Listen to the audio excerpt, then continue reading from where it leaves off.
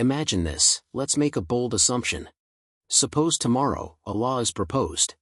It demands the complete and total ban on the production, distribution, and viewing of all pornography. A clean sweep, everything taken down. What would your reaction be? Would you clap your hands and say it's about time? Or would you immediately jump up to oppose it, defending the freedom of adults to watch porn? The big question we're exploring today is, what exactly is the harm in pornography? What's the harm in pornography? The answer seems obvious.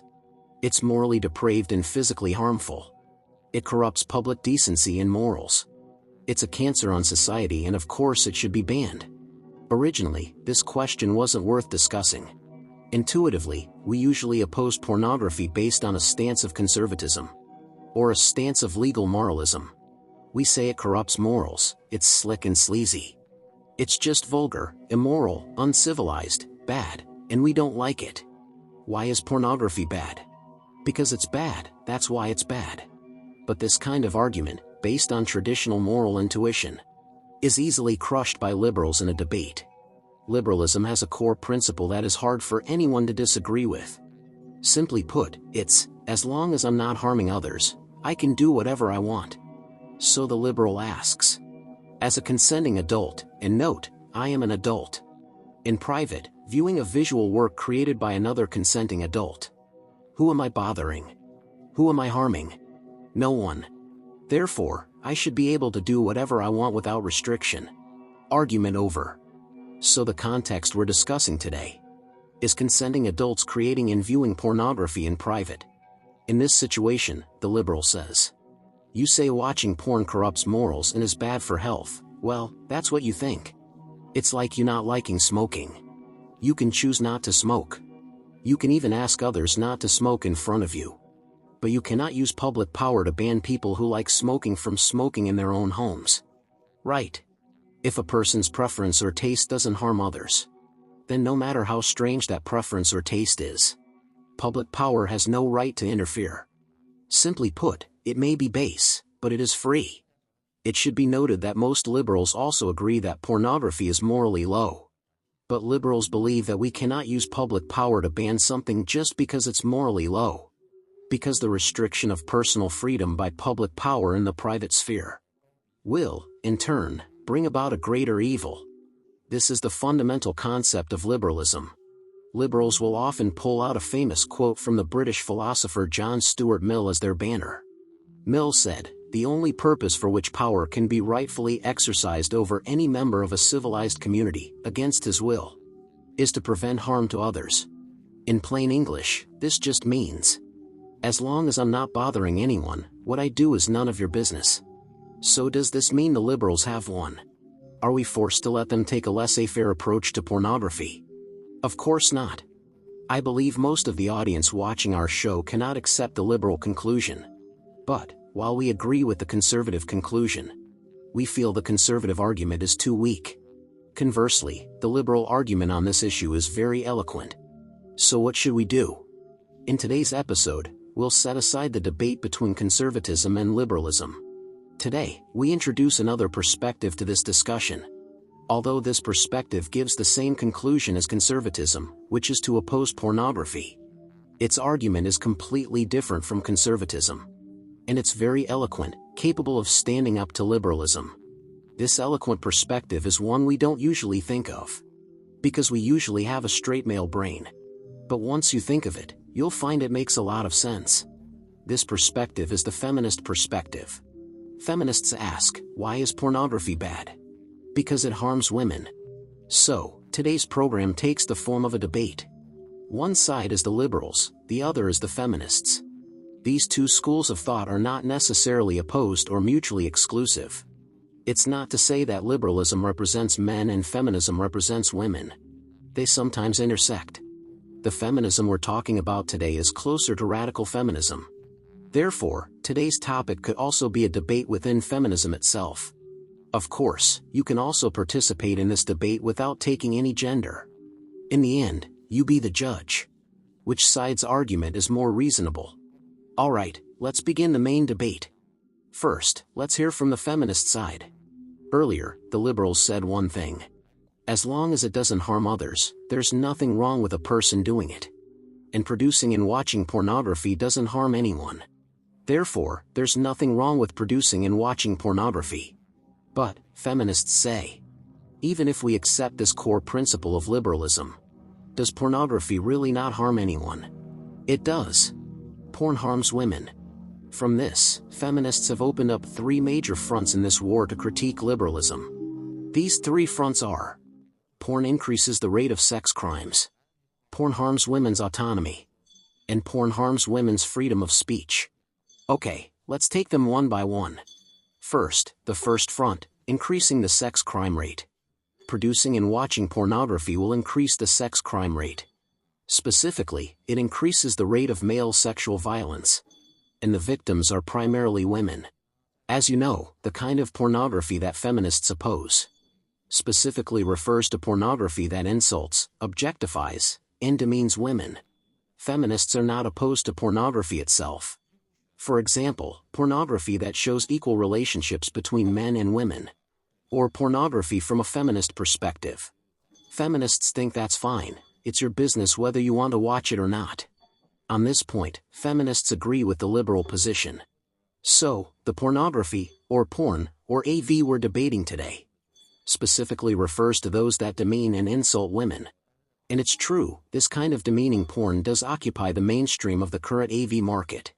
You might ask, well, I've never seen this stuff, I have no concept of it. What kind of film counts as demeaning to women? The feminist scholar Catharine MacKinnon gives this definition. We define pornography as the graphic sexually explicit subordination of women. Through pictures and words that also includes. First, women are presented dehumanized as sexual objects, things, or commodities. Or second, women are presented as sexual objects who enjoy humiliation or pain. Or third, women are presented as sexual objects experiencing sexual pleasure in rape, incest, or other sexual assault. Or fourth, women are presented as sexual objects tied up, cut up, or mutilated or bruised or physically hurt. Or fifth, women are presented in postures or positions of sexual submission, servility, or display. Or sixth, women's body parts including but not limited to vaginas, breasts, or buttocks are exhibited, such that women are reduced to those parts. Or seventh, women are presented being penetrated by objects or animals. Or eighth, women are presented in scenarios of degradation, humiliation, injury, torture, shown as filthy or inferior, bleeding, bruised, or hurting in a context that makes these conditions sexual. Okay, that is the specific definition of porn in today's debate. This is the kind of film feminists oppose. And it must be said, according to statistics, this category of demeaning films makes up the majority of existing pornography. Men just love this stuff, getting sexual pleasure from scenes of humiliating and oppressing women. Some of these films aren't hardcore, direct humiliation. But most of the so-called softcore films also show women enjoying being controlled, dominated, and submissive to men. It's like it always has to start with force, no means yes. And then with some pushing and pulling, the woman actually falls in love with this kind of film. So what's the harm in watching too much of this? Here, feminists don't argue for morality like conservatives do. Feminists give a very practical reason. The scenes in these films are almost all scenes of sexual violence. And when straight men watch too many films that depict sex crimes, the direct consequence is that it makes it easier for men to imitate the crimes. This isn't to say that a specific person who watches too many of these films, say, about raping women, will inevitably go down the criminal path of raping women. But we can at least say, for society as a whole, if these films showing scenes of sex crimes become widespread, then the overall sex crime rate of that society will rise. The liberal response is, you say porn will increase a society's sex crime rate. You can't just say that, you need empirical evidence to support it. So, liberals went to investigate the research done by empirical sociologists. And they found no clear causal relationship between the spread of porn and sex crime rates. Let's not even talk about causation, even a positive correlation isn't obvious. In fact, liberals even pointed to counterexamples. They say forget positive correlation, some countries have a negative correlation. Take Japan, for example, everyone knows the situation. The AV industry in Japan is extremely developed, arguably the most developed in the world. But the sex crime rate among Japanese men is also at one of the lowest levels in the world. Conversely, some Middle Eastern countries, like Saudi Arabia, are very sexually conservative. You can hardly see any such films circulating. But the sex crime rates in these countries are extremely high. What does this show? We can completely propose an opposite hypothesis based on this. Watching more porn can actually lower the sex crime rate. Right? If you can let off steam at home, you won't go out on the street to harass women. Additionally, liberals also brought up data from a natural experiment in Denmark. Denmark legalized the purchase of porn for people over 16 in 2 steps, in 1967 and 1969. The data showed the sex crime rate in 1967 dropped by 25% compared to the previous year. In 1968, it dropped another 10%. By 1969, when porn was completely decriminalized, the sex crime rate dropped by 31%. This data is quite significant. This natural experiment in Denmark is enough to show that porn not only doesn't increase the sex crime rate, it can actually effectively reduce it. The feminist response to this is, there is no conclusive evidence that the drop in Denmark's sex crime rate was due to the opening of the porn market. It could have been caused by other factors, or it could just be a coincidence. Moreover, the only significant drop in Denmark was in minor sex offenses, like voyeurism, exhibitionism, sexual harassment, and so on. But serious sex crimes like sexual assault and rape did not see a significant drop. The data from Denmark doesn't prove anything. Feminists further argue that human society is very complex. You liberals can't just pile up data and figure out the causal relationships. Studying human society isn't like doing a physics experiment, where you can pinpoint single variables. Forget human society, even biomedicine isn't as simple and pure as physics. Take the relationship between smoking and lung cancer. The conclusion that smoking causes lung cancer can only be drawn after ruling out other interfering factors. Some people smoke their whole lives and never get lung cancer by age 80, while others never smoke a day in their lives and suddenly die of lung cancer in their 40s.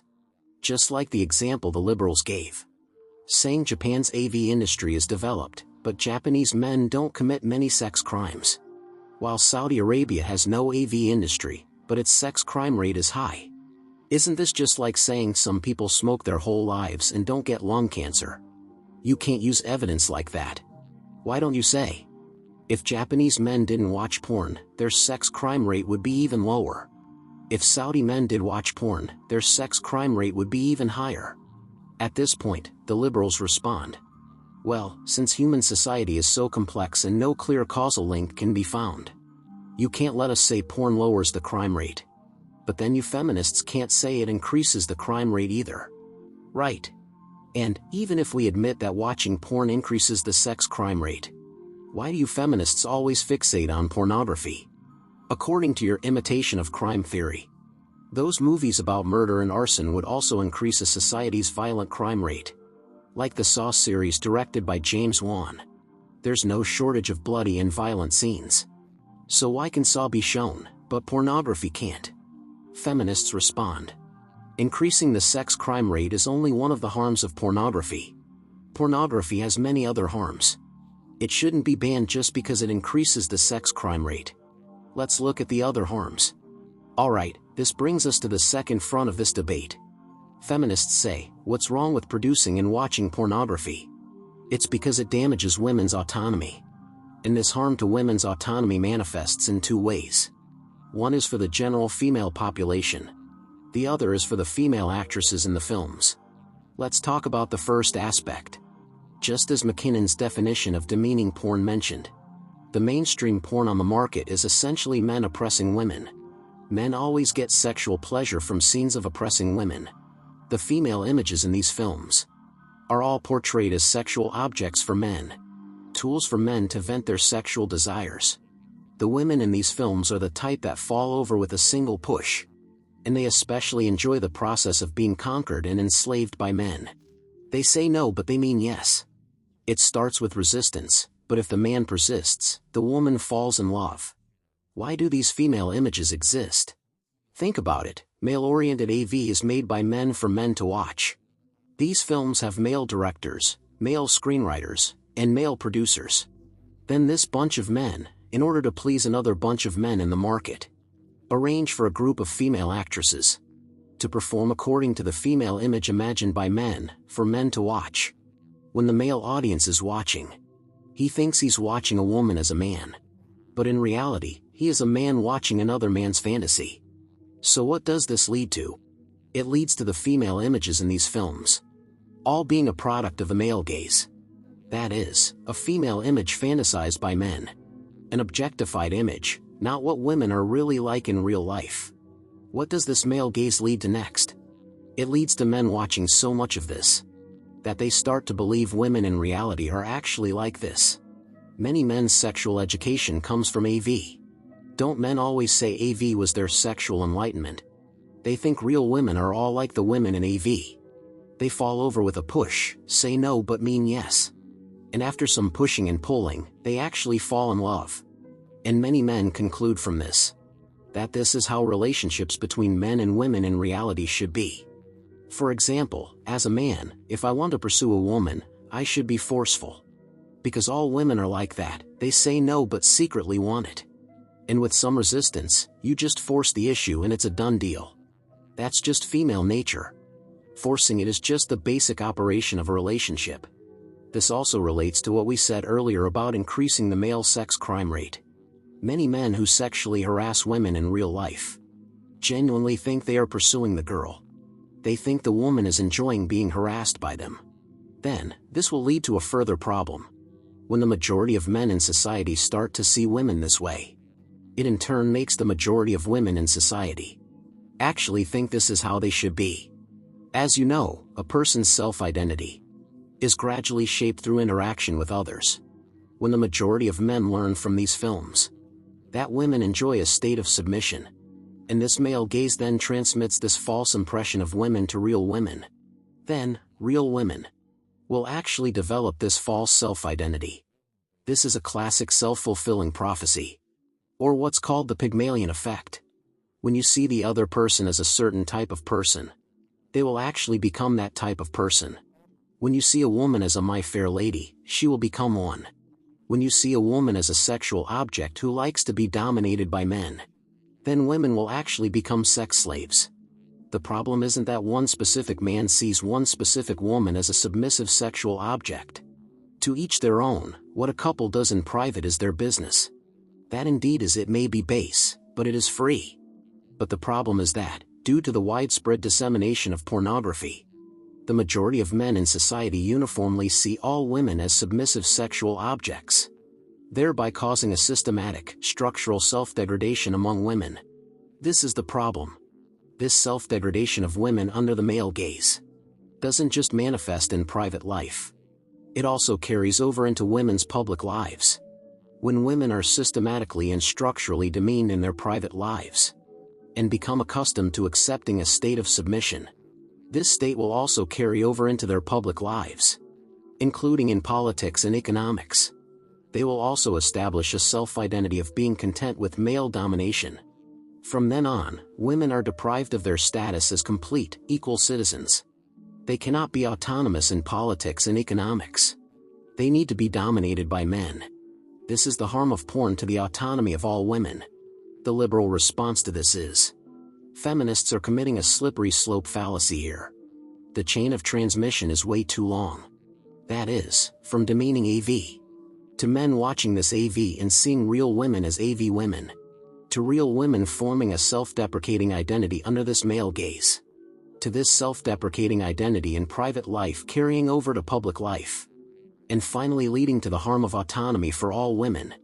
This chain of transmission is too long.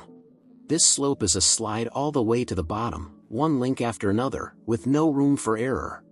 Aren't you feminists overstating your case? Can watching porn really have such a huge effect? Let's take a step back. Even if some AV causes some women to self-deprecate, this does indeed cause harm to some women. And indeed, even according to the liberal creed, if it causes harm, we have a reason to ban it. But we also have to consider how much harm. Because in the liberal view, using public power to restrict individual liberty must be done with extreme caution. Do you think using public power to issue a ban has no side effects? Every medicine has side effects. This move is like fighting poison with poison. Ignoring the dosage while talking about the cure is just nonsense. Unless we can clearly know that the harm of AV to women is clearly greater than the harm caused by the cost of using public power to restrict individual freedom. Only then can we consider using public power to restrict individual freedom. We must always remember, liberals are not promoting the spread of AV. They are arguing whether it's necessary to use public power to ban it just to avoid moral vulgarity. Liberals are against censorship. If AV is vulgar and demeans women, we can still reduce people's viewing of it by bypassing public bans.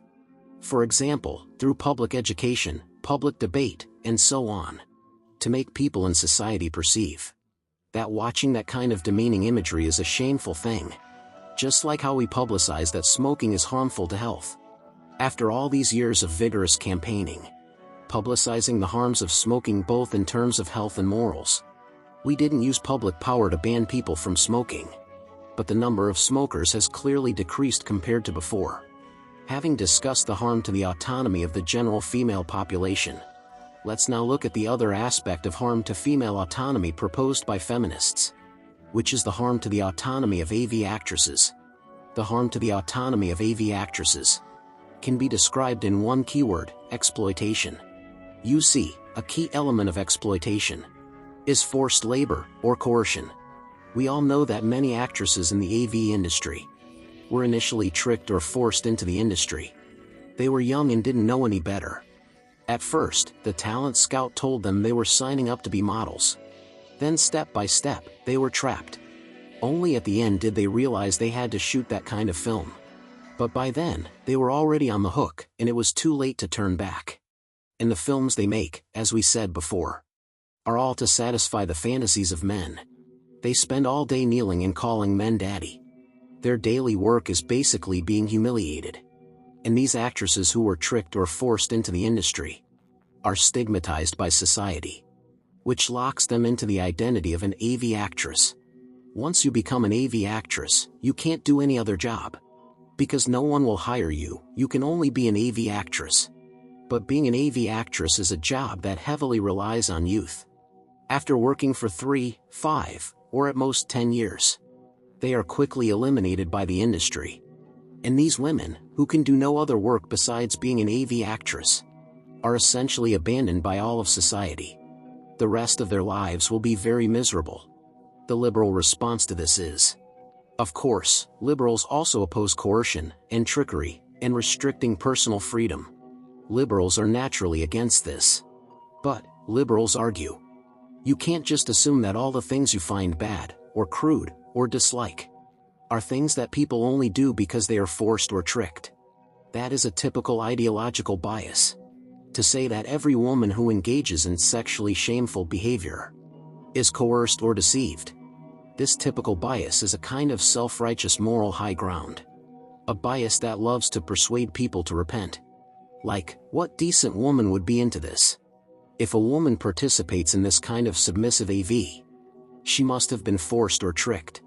But, if they were truly tricked or coerced into the industry, then in that case, punish the bad guys. That's fraud, or kidnapping, or forced labor. These are already illegal, just go arrest the criminals. But you can't say that every actress who participates in AV is unwilling. You know, in many economically developed countries and regions, women's economic status is quite good. Some women, they just get into the industry voluntarily because they like filming this. You know, these women who enter voluntarily believe that doing this is a display of their sexual charm. They participate in these films to express themselves. So why are you worrying on their behalf? Some people always have this bias that filming this kind of thing is a disgrace. What woman would voluntarily be humiliated? But whether it's humiliation or not, only they know. Let's just say she is voluntarily being humiliated, so what? Are you going to force her to be noble and dignified?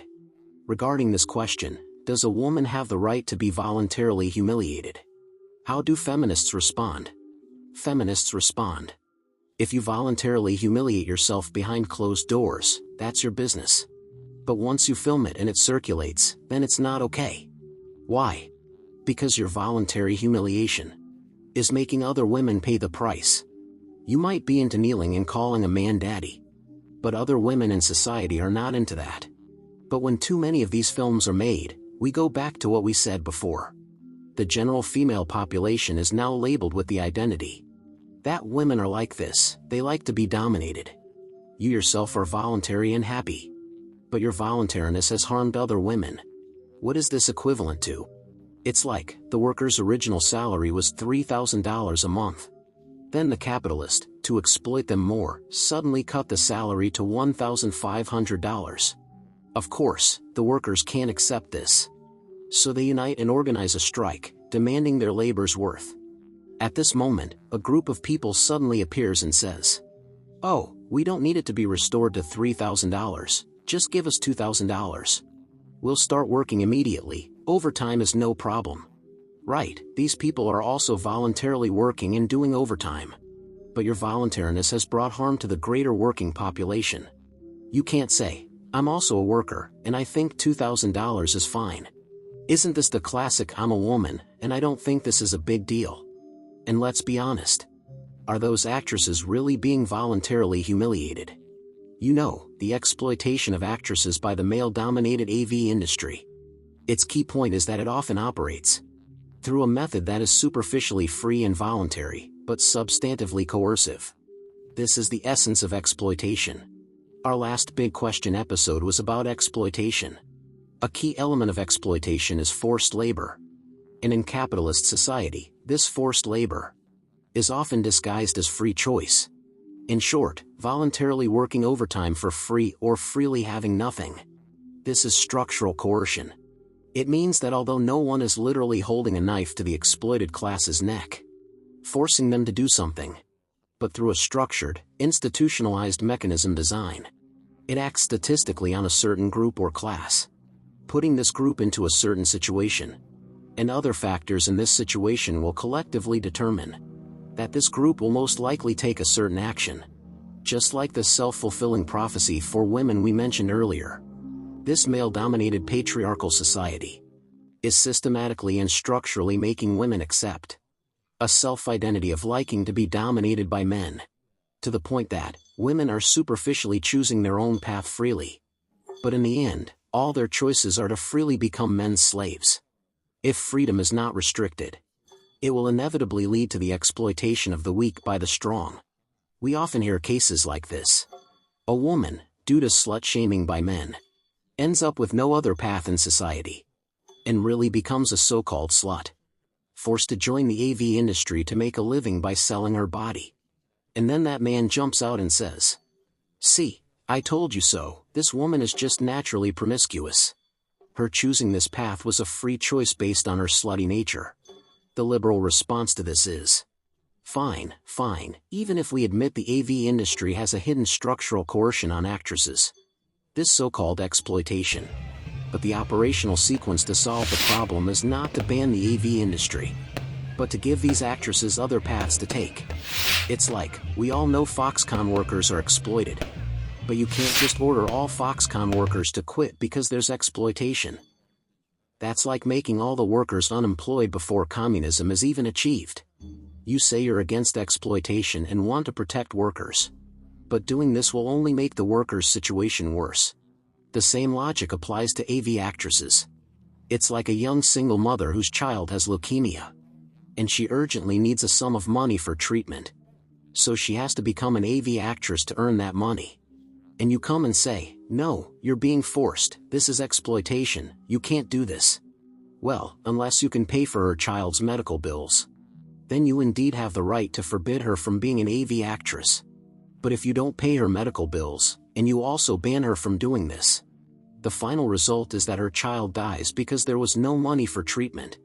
In short, even if liberals admit there is a structural exploitation of actresses in the AV industry, they also don't want to see women exploited. But, before finding a practical, better alternative for these women, liberals oppose a one-size-fits-all ban on the industry. This kind of overly moralistic operation will only be a case of good intentions leading to bad outcomes. And it will make the situation for these women even worse. We need to reiterate here. Liberals are not advocating for pornography. Liberals also think it is morally low. What liberals want to express is, we oppose using public power to ban it. Because in the liberal view, using public power to ban a work, even if it's morally base, even if it's offensive to others, will bring about a greater evil. Because liberals see filming this kind of movie as a form of freedom of speech and freedom of the press. Okay, now we enter the third front of this debate. And this point about protecting free speech is the argument first raised by the liberals. Because liberals see filmmaking as a form of freedom of speech and freedom of the press. Even expressing a unique preference or taste is a form of expression, and thus falls under the category of free speech. If you feel that my special preference or taste is not to your liking, then just don't watch it. I'm not playing it on a big screen at your doorstep. Voltaire said, I disapprove of what you say, but I will defend to the death your right to say it. By the same logic, you can't use public power to ban me from creating just because you don't like my work. This is a harm to freedom of speech. First, feminists have a quick response to this. We admit that people should have freedom of speech. But, when we talk about free speech, we usually mean the right to express ideas. It's a spiritual exchange. Indeed, many films express ideas, concepts, and narratives to the audience. This is a form of spiritual speech. But you're talking about porn. Who watches this stuff with their brain? This is purely a below-the-waist, no brain-involved thing. To say this stuff is also a form of free speech, isn't that a bit of a stretch? Feminists propose that we should indeed protect free speech. But we don't have to protect all speech. Speech that is discriminatory, offensive, and hateful should not be protected. As mentioned before, feminists oppose AV that demeans and insults women. So even if we consider this kind of AV as a form of speech, it is discriminatory speech, it discriminates against women. We can swap this with race and it's the same. We should, of course, protect free speech. But if a person is online all day spreading racist speech against black people, you tell me, will that kind of speech be protected? The liberal response to this is, okay, even if we admit some porn is offensive to women, the problem is, if you're going to use public power to ban speech, just because you feel it's offensive, it easily leads to a slippery slope effect. It will cause the clause of this so-called ban on offensive speech to stretch further and further. And in the end, as long as someone feels even slightly offended by speech, it gets banned. This is a certain kind of political correctness gone too far. We all know what that looks like. The result is that everyone is terrified into silence and dares not speak. For example, if you say porn is offensive and must be banned, then the same reason can be used to ban stand-up comedy. Many jokes in stand-up comedy rely on satire and roasting certain people. That will also offend some people. So, should we ban all stand-up comedy? By the same token, Shakespeare's The Merchant of Venice would also be illegal. Because it's suspected of discriminating against Jews, it's an offense to Jews. So we should stop performing Shakespeare's plays too. This will never end. Once you open the door to banning porn, it makes it easy for people to use the same reason to ban speech that we ordinary people find a bit offensive, but ultimately harmless. If it goes on like this, in the end, people will only be able to say nice things and cannot have the slightest bit of offensive speech. The harm to freedom of speech would be too great. To this, feminists respond to the liberals. Free speech is that important, huh? Free speech is sacred and inviolable, is that it? Well, we feminists will also defend the banner of liberalism.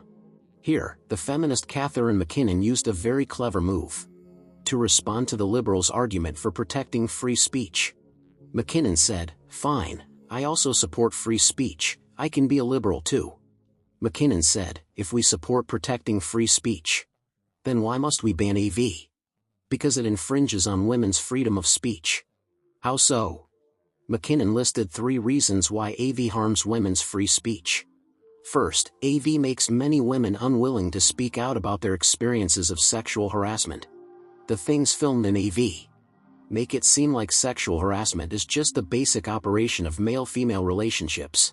So, what's there to talk about? Forcing it is just the basic operation. Second, even if women do speak out, no one is willing to believe them. Even if some women bravely stand up and say they were sexually harassed, and say they suffered great psychological trauma, those who frequently watch porn and have been brainwashed by it will say, psychological trauma from AV? No, that's not what it looks like in the movies. In the movies, don't you all enjoy being harassed? What, me too? Me what too? Are you just trying to extort someone? You see, AV makes women's speech unbelievable. AV deprives women's speech of its credibility. And third, AV invalidates women's speech. It makes women's speech not understood, misunderstood, or even interpreted as the opposite. The classic example is the favorite phrase of actresses in AV, don't. You'll recognize it as soon as you hear the Japanese, yammeet. AV instills this concept, that when a woman says no, she actually means yes.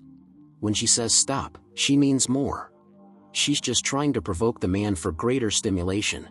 So in real life, if you're pursuing a girl and you make a move on her, and the girl says don't, well, if she says don't, that's the signal. It means your move wasn't strong enough, you have to increase the intensity. Now, this is terrible. The impression AV creates is that women are never sincere. What a woman says is not what she's really thinking. Isn't this robbing women of the right to speak? I'm speaking English, I'm speaking a human language. I said I don't love you, I said no. But you men hear it as I love you. You can't lie to yourself, you actually love me. Well, then I can't speak at all. This is terrible, this is a severe deprivation of women's freedom of speech. Okay, let's get back. These 3 reasons show that AV makes it difficult for women to speak out.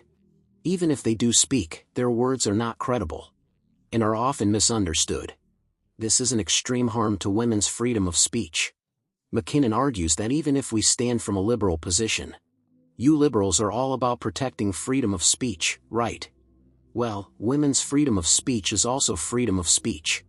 We women are people too. So, since AV harms women's freedom of speech, then this speech that harms freedom of speech should not be protected. Argument over. This move by MacKinnon is like using liberalism to defeat liberalism. Of course, liberals have a response to this too. The liberal philosopher Ronald Dworkin responded. He said that when MacKinnon and other feminists talk about AV harming women's free speech, they are making a mistake. They are confusing negative liberty with positive liberty. What does this mean?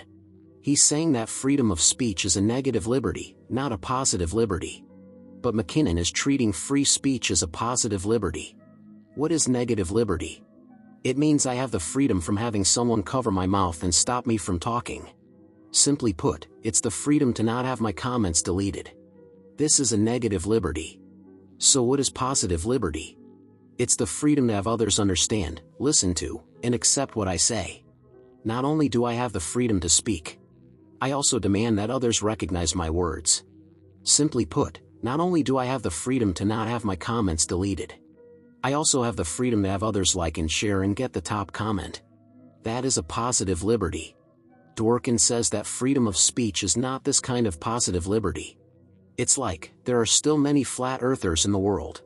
People who believe the earth is flat, not spherical. Do these flat earthers have freedom of speech? Of course they do. When they express the view that the earth is flat, no one stops them from expressing their opinion.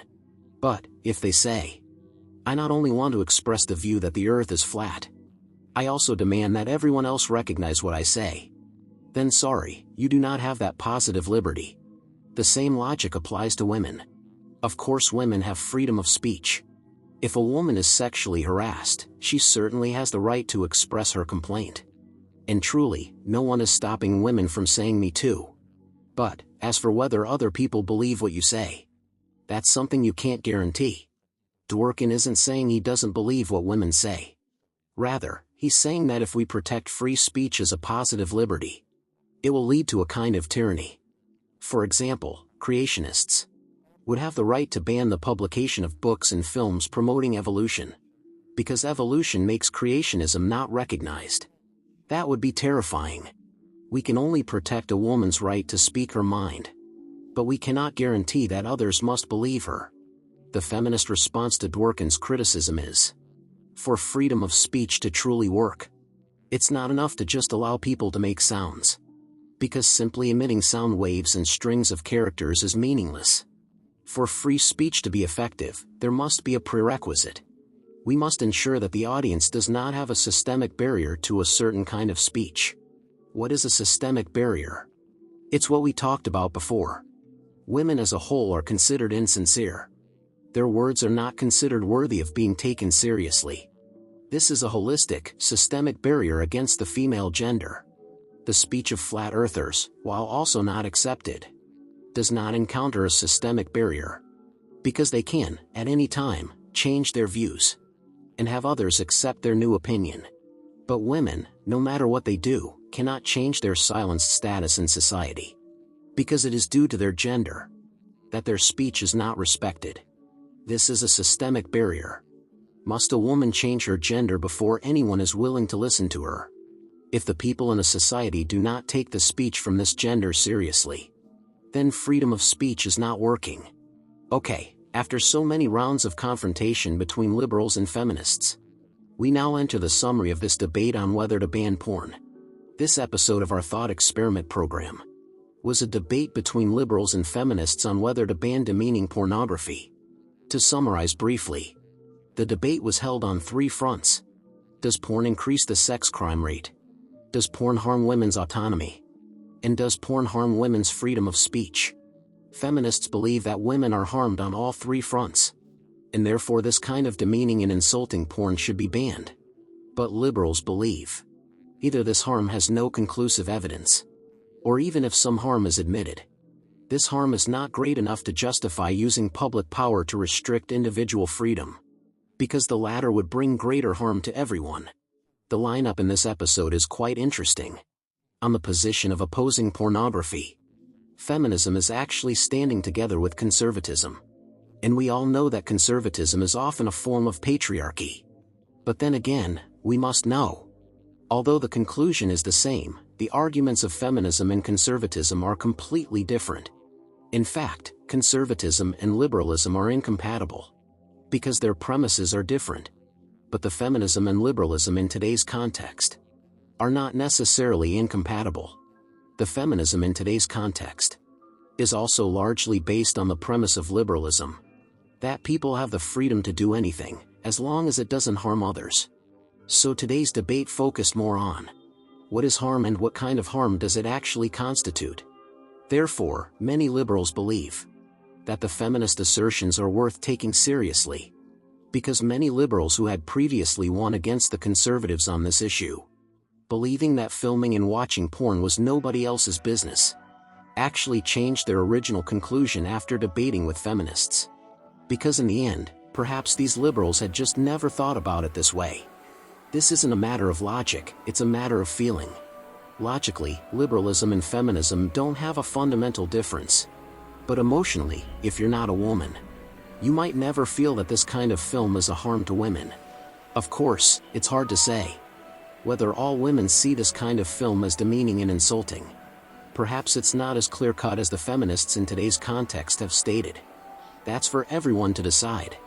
Regarding this debate between liberals and feminists, which side do you agree with more? We welcome you to join the philosophers in participating in the discussion of this big question. They have stated their views, and now it's your turn to speak. Please cast your vote in the comments section below and share your thoughts. Alright, thank you for watching. I hope you'll like, subscribe, and share. We'll see you next time. Good night.